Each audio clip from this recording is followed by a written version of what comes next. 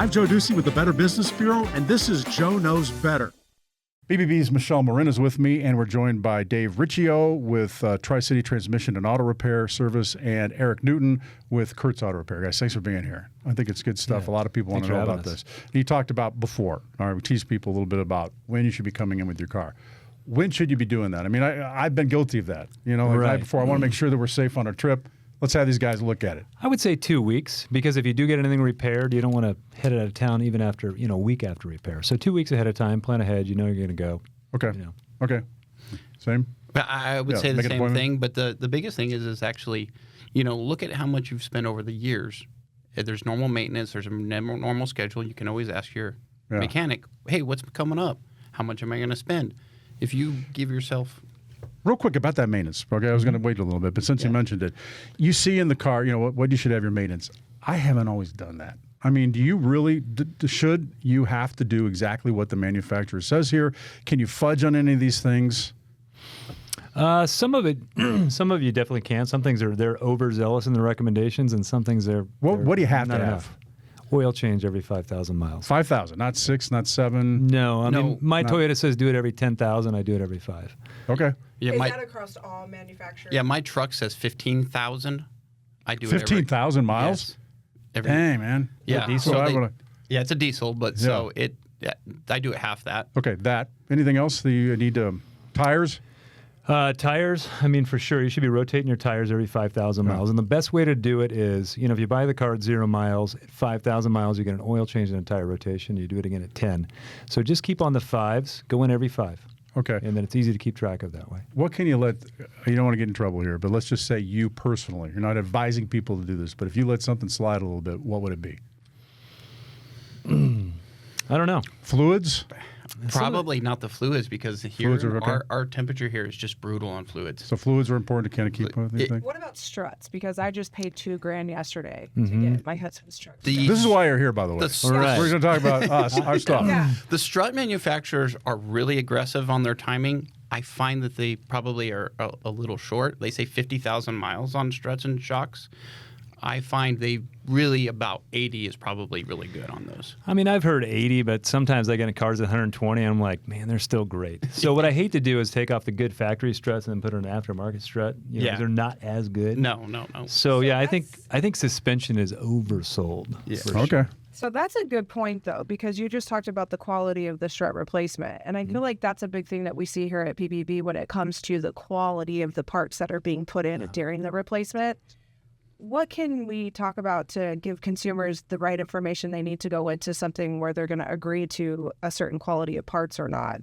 Do the parts matter that much? Yeah. Do they know about them? Hugely. I mean, I say that cars are ruined one part at a time, just because there's a lot of garbage out of there. And some companies buy low and sell high. They make the most money, but to put a crummy... For instance, hoses, radiator hoses, and those are always oversold in my mind. Is it the modern radiator hose? That thing is made for 10 years easily. Yeah. And then you take off that nice Toyota hose and you throw in the garbage and you put on the aftermarket hose. I won't name names, and it's like you actually devalued the car. Yeah, I find that there are, and we all know it. There's everything from online shopping to dealership parts. There was a reason your car was built with dealership parts, and you don't have any problems till 100,000 miles. Now you go put on Amazon parts, and you wonder why it's breaking in only a few short years. Do you offer people the chance to pay for original parts or not? Or do you say we only use original parts, and here's how much that's going to cost? And 9 times out of 10, we use original equipment parts. Okay. And when they're not available is when we start looking aftermarket. Okay. And on occasion, they'll be ridiculous on the cost, in which case we're like, well, you can save some money here. Okay. But the customer knows the lifespan of that part is not going to be the same as the original one that was on there. So the business should be telling the consumer prior to the repair the part quality, or if it's a gently used or... Correct. Yeah, it should be communicated, and as a consumer, you should be aware of that. Well, are you guys using factory parts or using aftermarket parts? And that makes a huge difference on the price of the job. Yeah. It's significant. And we do. I may not necessarily go to Ford or GM, but I can buy Ford and GM from other places. So we can get OE parts. Denso is a manufacturer. OE is the original equipment.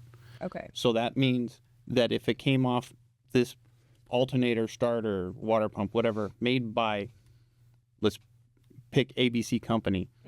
It's not made by GM. It's not made by Ford. It's made by ABC. We go to ABC and buy it. So it may not say GM on it, but GM has an aftermarket line called AC Delco.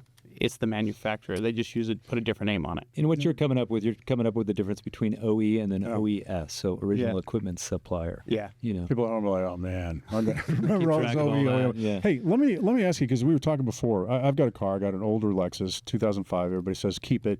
It's got some motor mount issues, but it's got some leaks too. And I know in our meetings here that we've had, we can go into those a little bit. People talk about leaking, right? They saw a leak, they whatever.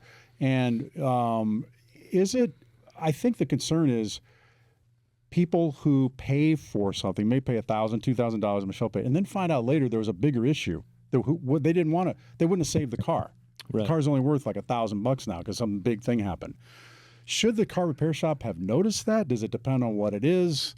How often do you hear that where somebody came in for one thing, got it fixed, but there was this whole other issue, and they never would have spent that money if they knew it? I think it has to do with the ethics of the shop, because I think some shops look the other way at difficult stuff or something that may total the car for the customer, and they sell the gravy train easy stuff, and they ignore, this massive headwind that's going on that the customer How do you fight that later? I mean, do you because the shop could say that wasn't a problem when we had the car. I mean, is it kind of he said, she it's said? A little bit. I mean, there's a little bit of this. I mean, you look good today, you could have an aneurysm tomorrow. I can't foresee that. Mm-hmm. But there's some things that are, obvious. I may get cars where someone just put new motor mounts in it and the rear main seal's like dripping on my head. And if they would have done it all together, it would have saved them so much money. Yeah.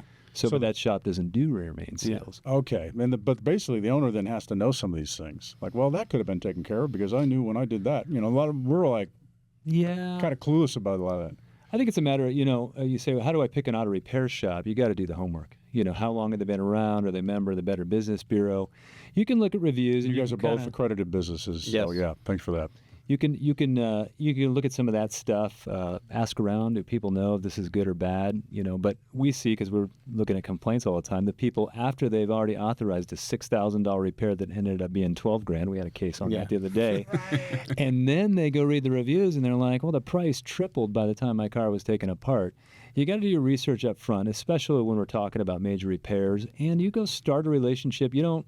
Your first date is just go get an oil change. Don't start there with $6,000. Great idea. Smart. So maybe when you're picking a shop, do the oil change first. Do the oil change first, and don't do it when it's reactive. Get a relationship with a shop. I call a lot of people orphan customers. Different shop, different shop, different shop. Would you go to a different pediatrician with your kid every time? You wouldn't do that. You want to go get to know them. And then when there's a relationship, they also, when you build a relationship and you're nice to your shop, they start looking out for you, looking out for your best interest. Because at some point, the customer's somebody's daughter, somebody's, wife, somebody's whatever. Yeah, we're into second generation on families. We're down to daughters and sons, and they're growing up, moved out of the house. And, we just keep that relationship because it's beneficial for us because we retain good customers, and it's beneficial for the customer because we're looking out for their best interest. And we've told customers, this car is getting beyond what you need. And we've had some decide to keep them. Oh, I just want to keep it anyways, even though it's not worth fixing it. But I would rather fix it and keep it. But at least you give them that advice and say, one of the big things I think we're talking about is this kind of, some may call it bait and switch. I mean, you said basically that you noticed something that, and I didn't think it was going to cost much more. In the committee meetings that we've seen, that's been one of the big issues. A transmission shop that says, "Oh, it's going to be $2,500," but you guys are like, "Hey, that's going to be $6,000," and it was $6,000. And there's no way that the price that they were originally quoted could even do the full repair. Correct. Seeing that. Yeah. Do you see that as an issue? And if you do, how do people keep that from happening? Is it going to different shops to see what they might think? I don't, it's, you can, a lot of people call around, how much is your transmission? How much is your transmission? How much is your transmission? And shops will throw out numbers that are not even close to reality. So we just don't give prices over the phone because we haven't seen it. We haven't looked at it. The best way to make a bad decision is get bad information over the phone. And so we don't do it because we know the other shops are lying. So they're going to bait them in for $2,000. And once their car's taken apart, it's going to end up being $6,000. Which we tell people before we put a wrench on their car, it's going to be $6,000. Okay. Yeah. So you guys tell people about what the ultimate cost could be here. Best case, worst case, all ahead of time. People call in and say, "What do you think about this? What do you think about that?" Well, I can give you an exact price because I don't know the problem, but I see the typical range be from here to here. I'm telling you, you could spend this much. I'm not going to bait you in saying it's going to be $500, and I know a lot of times it's $2,000. So what is the appropriate shop around process then, I guess? Or do consumers, or should they not shop around before a big repair? In my mind, all good shops are going to be within 10% plus or minus. There's kind of So if you see one really low, Red flag. yeah, run. Yeah. okay, you'd say run. Yeah. Okay. Because there's us, and there's a really good shop that's only 4 doors down from us. And we've just kind of chit-chatted back and forth before, and our prices are within, like you said, about 10%. Yeah. Now there's another shop next door to me that's always way under, and there's tons of problems with that shop. So Okay. We've kind of gone around here in a number of things, but I kind of want to get back to some of the basics that you should do when you go to a car repair shop. And one of those I think we're seeing, and Michelle would say the same thing from being in many of more meetings than I have been with car repair issues, is the invoice and how important it is. Because I've seen even in the limited amounts of time I've been there, it's hard to see who said what, and maybe in some cases the shop thinks it helps them, but it really doesn't. Because then you can't say, well, the shop did, So what should you have? How important is that invoice that things are spelled out there? What's going to happen? Super important. On any auto repair invoice, you need the 3 C's, which is the concern. What is the customer concerned about? Then the diagnosis, which I would call the cause, and then the recommended correction. That should be on any auto repair invoice. A lot of invoices we still see at the BBB, and we're looking at complaints, are handwritten invoices. And that was probably still reasonable 20 years ago, but it should be automated, it should be quick, it should have those things on there. So then when there's a problem 2 weeks later, so what happened? I don't know. yeah, we've actually went to 4 C's. 4 C's. Yeah, we got the concern, and then we got the cause, and then we have the correction, but then we have a confirmation. After the tech did the work, he went out and made sure that the vehicle wasn't doing what it Steal brought that it. from you. So- We do that. We just Steal don't it. tell people. Well, I'm tell glad we could help. So you guys would have this in the invoice, and there's an estimate. You would have what you're going to do, how much it's going to cost, right? And then the specifics about what's going to be done.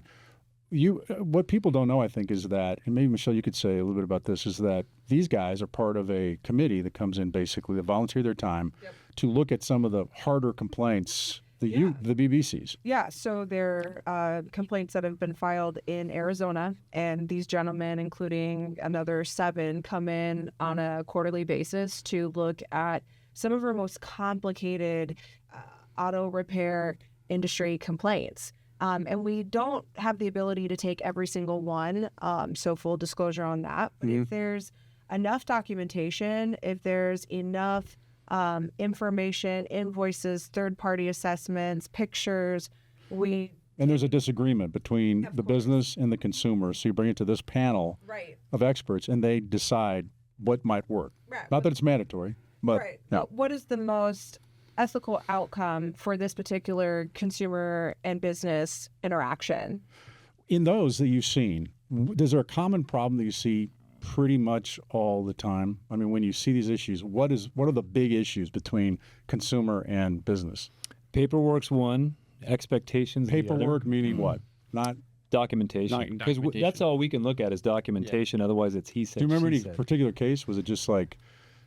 Well, we had one with a transmission case that we dealt with here recently, and it's like, why did you replace the transmission? There was a noise complaint, and the guy got a new transmission, but he still had a noise, and so there was no one spelled it out. But it comes down to communication. Yeah. And this is where customers can be their own worst enemy, is that it's not fast. Car repair is difficult, and as much as you see advertising, which creates false expectations, it's difficult, and it's not a quick thing, and that unrealistic expectation puts pressure on the people working on it. They don't really have the time to do the documentation and all that stuff. So paperwork was one thing. Mm-hmm. What else would you say that you see as a common expectations. expectation? Yeah, Okay. a lot of times customer will feel like they got told something, and then it comes out completely different. So, yeah, the shop just doesn't communicate, doesn't put the expectation to the customer properly. Or if I can add to that, expectation that this particular repair is going to make that car feel like it's like a brand new vehicle again, when down the line there's going to be another issue that may pop up that wasn't able to be forecasted in that other Right. interaction. Right. Okay, so the contract needs to be pretty specific here. And it could even say in some cases, wouldn't you say, told them that this, wouldn't solve whatever, but I mean, very verbatim, because they could come back and say, well, they never told me. Right. So that protects the business, really. Yeah. By And, having and in that aspect, we have, because everything's electronically recorded, we have anything we tell them they need, it's recorded. There's an estimate for it. Okay. And so I have an approval and a decline electronically of every single thing we talked to them about. If we didn't talk about them, there's no estimate. If there's an estimate, we talked about it. The problem with low bidding, I've seen it a number of times, and transmissions were a lot of times. So do you see that as a problem in the industry? Oh, hugely. Okay. Hugely. What's the issue? I mean, businesses won't work, so they may be aggressive, on something. They get people in the door, and it's not enough money to really do the job right. So now we got to cut corners with parts. We got to maybe do the bait and switch and raise the price on the customer. And how does that work? Do they say, okay, this is going to be $2,000, but they're repeatedly $6,000 if you look at complaints? Yeah, if you look in our business, we call it the RDI, remove, disassemble, and inspect. And so a shop will say, oh, yeah, it's going to take $800 to take the transmission apart to find out what's wrong with it, which is not true, but they say that. And then if it just needs a soft parts rebuild, you may be looking at $2,200. And it's never going to be $2,200. Okay. But now you spent $800, your car's all taken apart, when they say, oh, it's actually going to be $6,000 because it's worse than we thought it was going to be. And now it's like $6,000, but your car's taken apart. And if you want to put back together, you got to pay them $1,800. So you're already out $1,600 for someone else to do it for $6,000. So they end up staying there. It's a very manipulative sales process. And sometimes consumers wouldn't know that, but if they I've looked at a couple of these places, looked at the BB reviews, and you can see a pattern of that happening. Yep. And so then you can think, okay, well, then this isn't a mistake. This seems like it's really happening all the time with these guys. And that goes back to research. Consumers need to do their research. We're going to wrap this up, man. That went quickly. Let's talk about then, just an ending, the most important points then with people finding a shop and taking care of their cars. Finding a shop, what would you say is the most important thing? Do your research ahead, and then start with an oil change for a first date, and then and don't underestimate what it's like to have a relationship. Okay. When you have a relationship, it changes the dynamic.